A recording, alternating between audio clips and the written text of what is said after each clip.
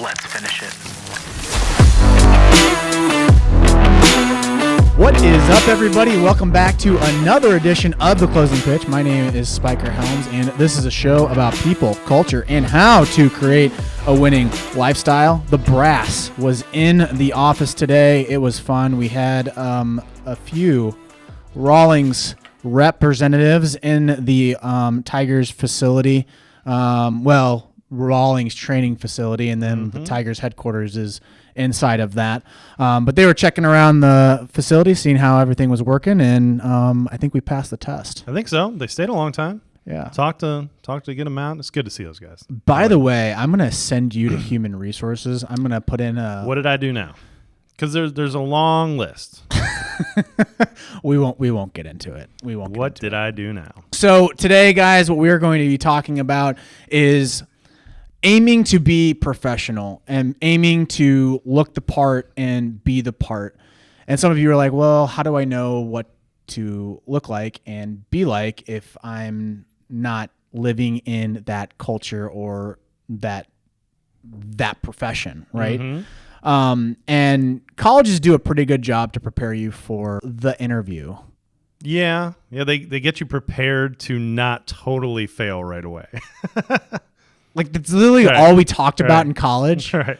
And then when we got out, you're not going to fail 100%. You're not going to fail 100%. Yeah. We're giving you all this information. It's not going to apply to anything that you do in real life. But this interview is the real thing. Yeah, you'll probably do okay. You might last for like 2 months, and then you'll get fired. And then we'll figure it all. Then you'll figure the life out. And then just come back and get a master's, and we'll get a doctorate too. Yeah, it's going to take you 15 years to actually figure this out. But you'll be okay. I was talking to one of our parents outside of, well, you were there. It was at Cyberg's. We were talking about the new a possible new location. It was just a discovery phase, to be honest with you. It was a really good talk. And one of the things that really popped in my head, and it was just literally a sliver of the conversation. And he said, it saddens me because there are players out there and their head coach is wearing a cutoff T-shirt and sandals. It just doesn't look good. And this is a high school team. I've coached against guys wearing jeans. I've coached against, backwards hats and all kinds of stuff. Again, if you throw 95, you can do whatever the hell you want. True. I mean, Dennis Quaid in that movie, what was it called? The Rookie. The Rookie showed up in jeans and threw 93, 94. Right. And got a contract with the Tampa Bay Rays. Right. But majority of the time, that's not the case. That's like literally a miracle and a guy getting touched by God and being able to throw 95. Sure. Leadership really dictates the culture of a team.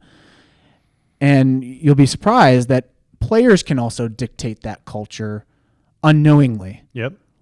When you have a person that comes into your team and they look the part, they look professional, they're wearing their pants the right way, they're wearing their jersey the right way, they're not wearing a cutoff, it's contagious. And a good indication of that is guys that wear eye black.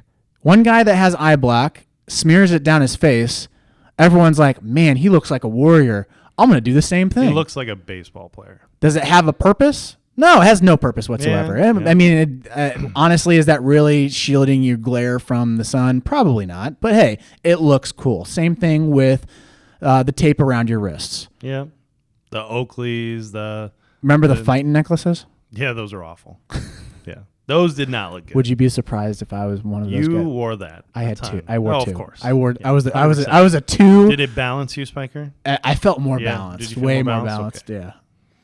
Anyways, one of my junior college coaches said, you have to fake it till you make it.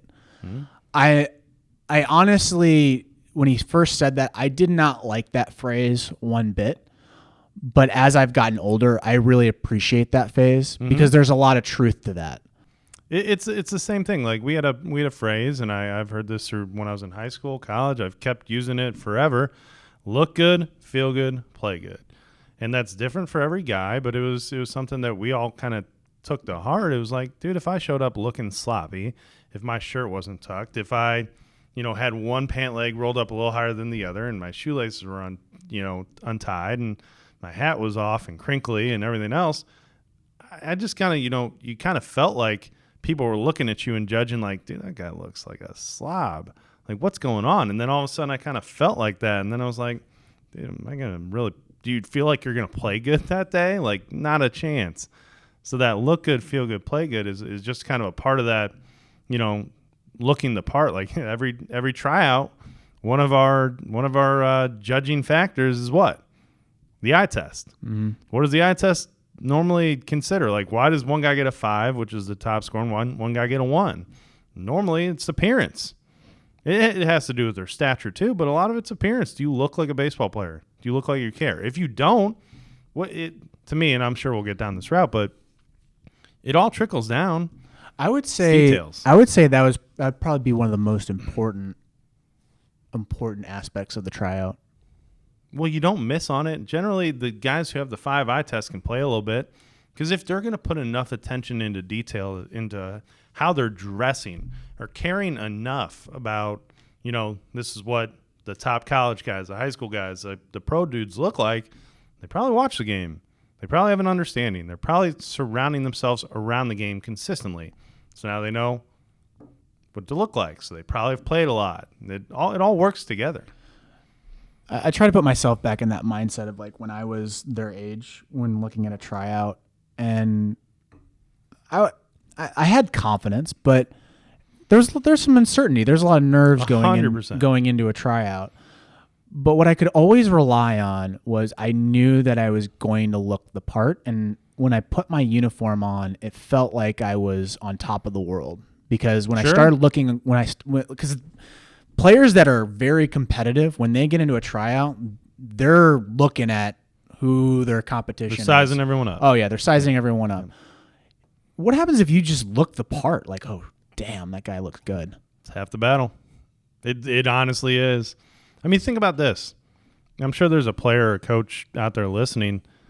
What happens when you show up at the park one day and you're about to play a team and you don't really know who they are? You know the name, right? And you look over, and all those dudes are dressed to the 9. Like, they look the part. Like, they look like the term the dudes, right? Mm-hmm. You hear this all the time, the chatter. I've heard it. I've heard it in our dugouts a million times. Like, dude, those guys look legit.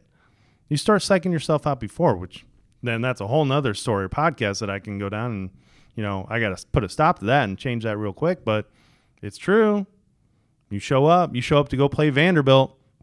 Every one of their dudes looks put together. There's not one shirt untucked. There's not one belt off alignment, because they're that attention to detail oriented guys. It makes a difference. I love using the suit analogy. There's different ways that you can wear a suit.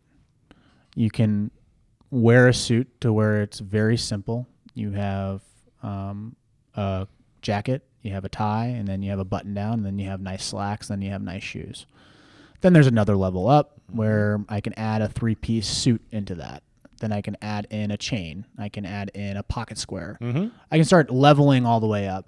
At some point, there's a level to where I start looking like a joke. Mm-hmm. I feel like it's the same thing with any job or any industry, is that there's a point to where you look like a slob, and then there's a point where you look like a joke, where you're not taken as serious. Sure. Baseball players have the same thing, where a guy that looks really clean and looks good has his uniform tucked in, belt loops, has the leather belt, not the stretchy belt, but a leather belt. His cleats are clean.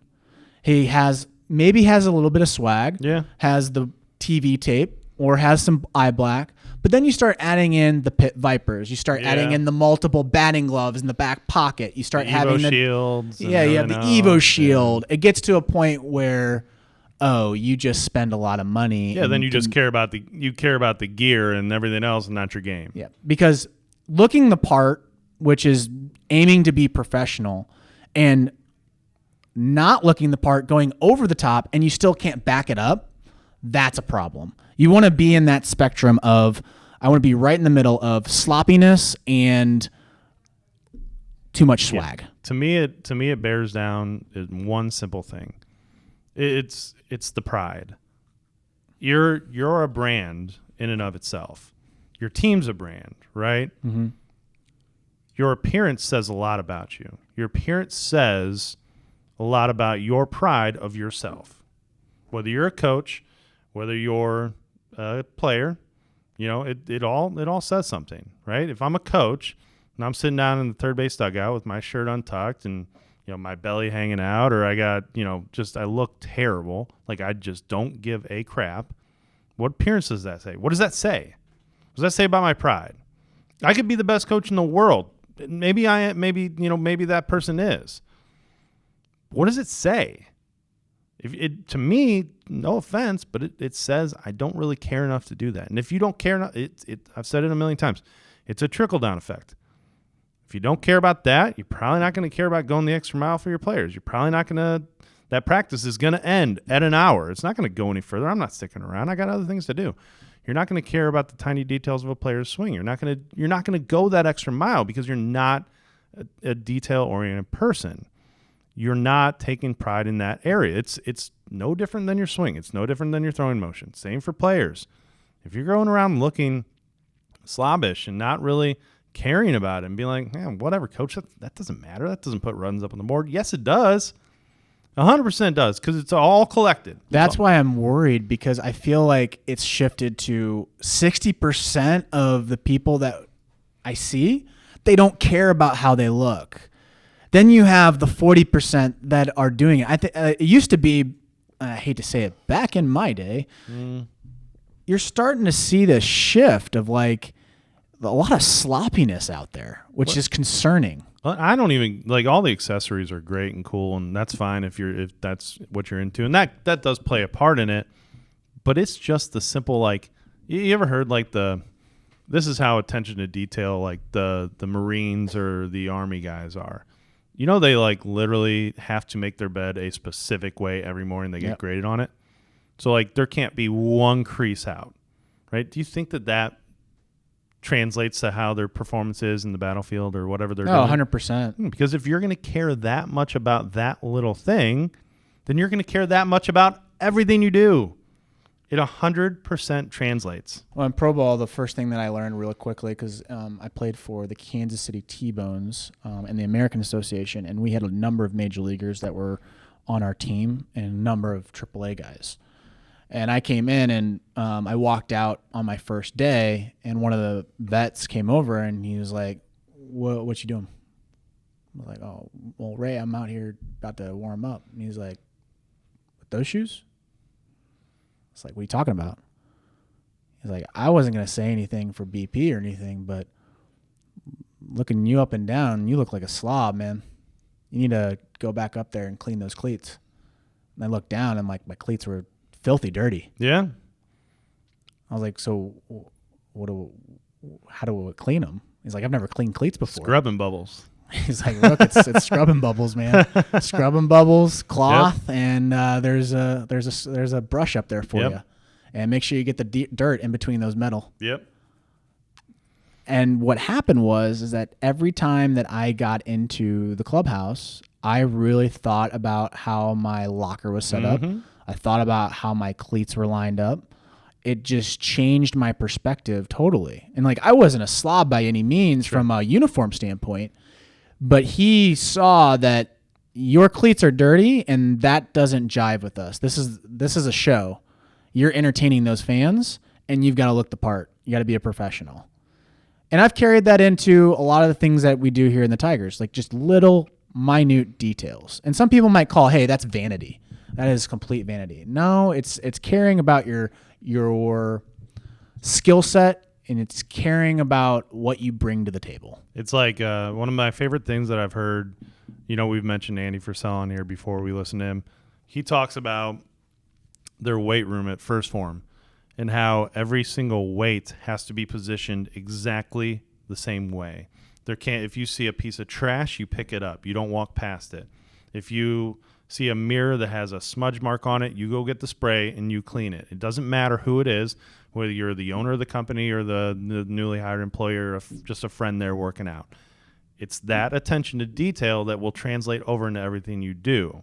And that's how you're going to make sure that with your swing, no stone gets left unturned, right? We're going to follow through with it. You're not going to be the guy who swings for 20 minutes and says, see you later.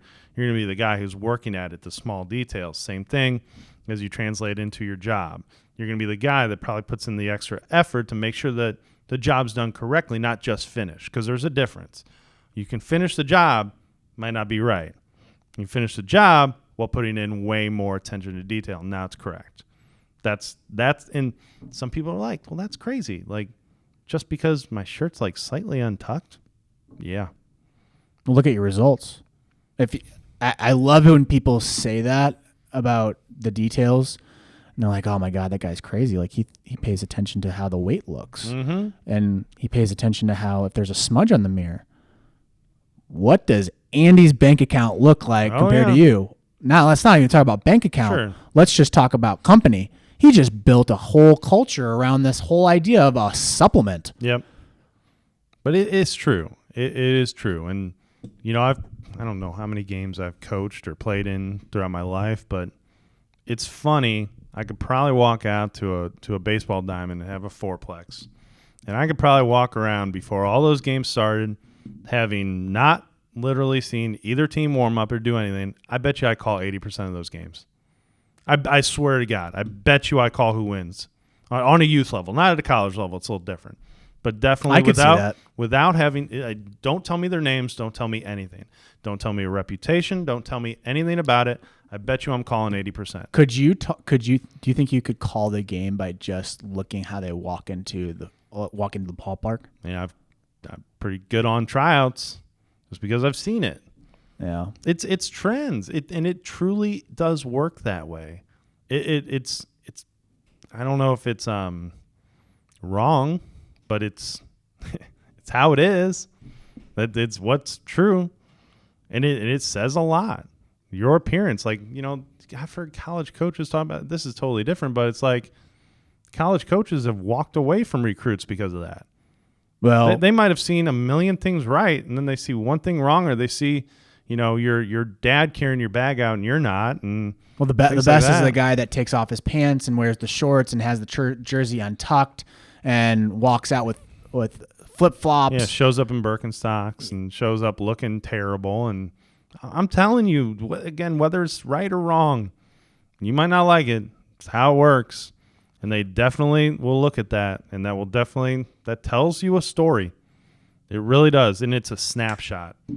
And I've been wrong before, but it's not often. It tells you what you need to know. And honestly, it kind of keeps if it looks right, it wants me to. I want to watch the more. Opportunity of how you look, like when you look the part, the opportunity that it opens up to you. The person's going to be more on your corner than anybody else. Think about first impressions. Yeah. Like, here's an example. So I was not very good at economics to start. Just wasn't jiving with my brain. And I was not doing well in the beginning. I was almost worried like, oh, G's going to be really pissed off because I went from biology major, doing really well, to now I'm carrying like a C average. Yep. And it was just not a good situation. Sure. A lot of the teachers rallied behind me.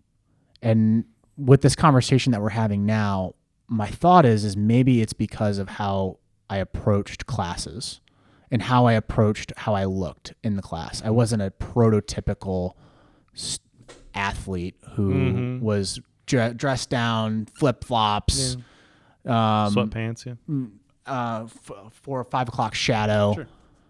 I made sure that I was always there early. I made sure that I sat near the front, and I was wearing comfortable clothes. It wasn't like I never wore gym shorts, but I wore gym shorts in a way that it looked like, hey, they're not faded. Mm-hmm. They look clean. It's not like I just grabbed it out of the hamper. Mm-hmm. Sometimes I'd wear a polo. Sometimes I wouldn't. I'd wear khakis. I'd wear nice shorts. And they rallied behind me whenever I needed to ask a question, and then they would follow up with me. Mm-hmm. I don't think a lot of people realize when they don't dress the part, it closes off opportunities that could have potentially been there. Because again, it's first impression. It's human nature. People do it all the time. You're going to judge immediately. There might be that one saint out there that sees everybody the same, but it's, sometimes if you look, terrible and you look like you don't care, then you're sitting in a classroom, that teacher's probably not going to go the extra mile. It's the same thing with like digital media, because like you said it, with our welcome email for registrations. It was a really good point. It's like, I want to make sure that it's dressed up nicely so that when they get it, it's the first impression that they get after they register. Yep. I'm still working on that, by the way. That's all right. We'll get there on it. But yeah, it says everything. And it's something, again, I go back to the word pride. And we talk about taking pride in your craft. But it's also taking pride in your appearance and taking pride in you and in who you represent. I mean, my gosh, you're going to put, as a player or a coach, you're going to put in thousands and thousands of hours, at this game to get better, to teach, to develop, to coach. And then you could possibly ruin that with one bad decision of, I'm going to look terrible that day. Think about that. You willing to do that, player? You willing to have all that work go down the drain because you looked and showed terrible and one college scout sees you and walks away from the field because of it? Just think about the money that's invested at that point.